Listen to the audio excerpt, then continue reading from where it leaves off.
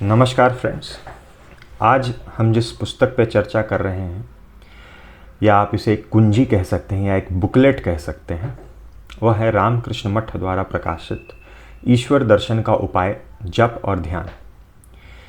ये जो पुस्तक है यह मूलतः स्वामी विश्वेश्वरानंद जी का बंगाली में एक प्रवचन उनका था। उसी प्रवचन का यह हिंदी में अनुवाद है। तो इसका अनुवाद किया है स्वामी विदेह आत्मानंद जी ने। यहाँ आप देख सकते हैं अद्वैत आश्रम। यह पुस्तक का मूल्य केवल 12 रुपये है। छोटी सी पुस्तक है, बुकलेट है। कुल पृष्ठ इसमें 40 हैं। स्वामी विश्वेश्वरानंद जी, अनुवादक स्वामी विदेह आत्मानंद जी, अद्वैत आश्रम, प्रकाशन विभाग, कोलकाता। यह रामकृष्ण मठ का प्रकाशन विभाग है, अद्वैत आश्रम। प्रकाशकीय मैं आपको पढ़ के सुना देता हूँ। यह एक छोटा ही वीडियो होने वाला है, पुस्तक भी छोटी है। रामकृष्ण संघ के 10वें अध्यक्ष स्वामी विश्वेश्वरानंद जी महाराज ने 15 अगस्त 1975 ईस्वी को गुवाहाटी के रामकृष्ण मिशन आश्रम में भक्त साधकों के समक्ष बंगला भाषा में धर्म जीवन विषयक एक अति मूल्यवान प्रवचन दिया था। वह 1394 बंगाबाद के उद्बोधन पत्रिका के कार्तिक तथा अग्राहयण अंकों में ईश्वर दर्शनेर उपाय शीर्षक के साथ प्रकाशित हुआ था।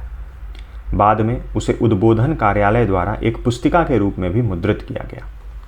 हमारे रायपुर आश्रम द्वारा प्रकाशित होने वाली हिंदी मासिक पत्रिका विवेक ज्योति के संपादक स्वामी विदेह आत्मानंद जी ने उसका अनुवाद करके उसी पत्रिका के फरवरी 2015 के अंक में प्रकाशित किया।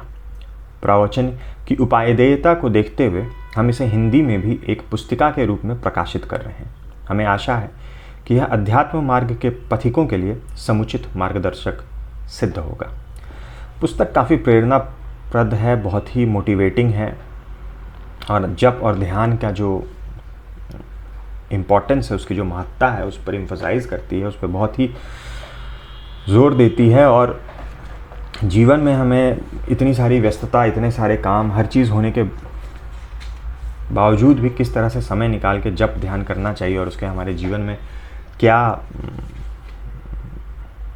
फ़ायदे होंगे, क्या उसका रोल होगा, क्यों करना चाहिए, उस पर यह प्रवचन है। बहुत ही अच्छा है, छोटी सी पुस्तक है।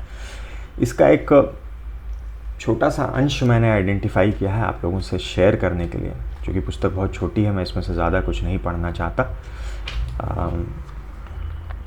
यहाँ एक गीता में से लिया हुआ कुछ गीता का एक अंश है, उसके बाद उस पर चर्चा है। श्री भगवान अर्जुन से कहते हैं, तस्मात् सर्वेषु कालेषु माम अनुस्मर युध्य च। गीता का अध्याय 8 का श्लोक नंबर 7। सर्वदा मेरा स्मरण करो और युद्ध करो। ये दोनों एक साथ करने होंगे।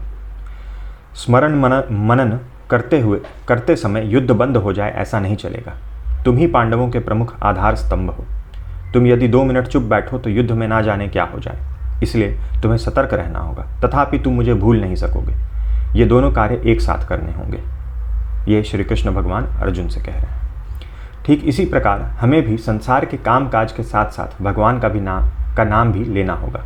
मन ही मन उनका स्मरण करना होगा। ऐसा यदि कर सको तो समय के अभाव के कारण कम संख्या में जप करने पर भी काफ़ी क्षतिपूर्ति हो जाएगी।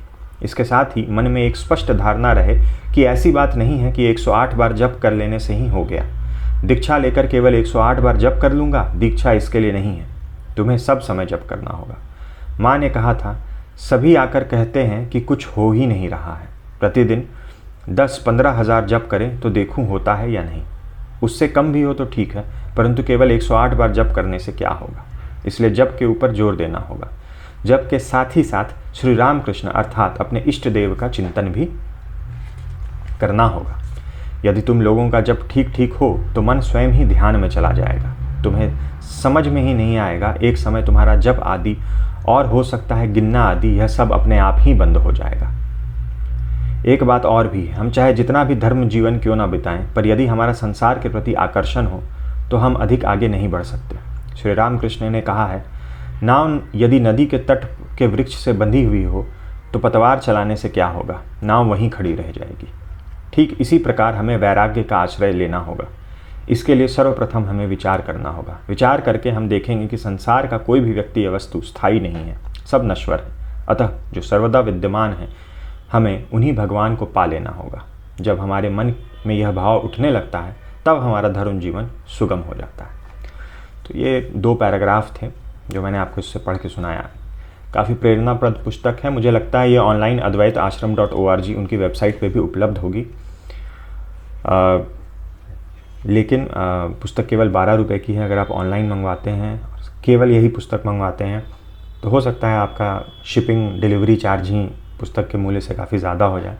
तो अगर ऑनलाइन मंगवा रहे हैं तो आप इसके साथ और भी पुस्तक मंगवा सकते हैं। कई हो सकता है हज़ारों पुस्तकें अवेलेबल हैं advaitashram.org पे। अगर आपके पास कोई रामकृष्ण मठ है तो वहाँ बुक स्टॉल ज़रूर होगा, वहाँ पे आपको ये पुस्तक मिल जाएगी। अभी अगले कुछ वीडियो में मैं इसी तरह के रामकृष्ण मठ के कुछ और बुकलेट्स के बारे में जानकारी लेके आऊँगा। तो आप चाहें तो वो सारे बुकलेट एक साथ मंगवा सकते हैं। उनके अलावा और भी पुस्तकें अवेलेबल हैं, वो मंगवा सकते हैं। सो आशा करता हूँ वीडियो आपको अच्छी लगी हो। देखने के लिए बहुत बहुत धन्यवाद। मिलते हैं अगले वीडियो में।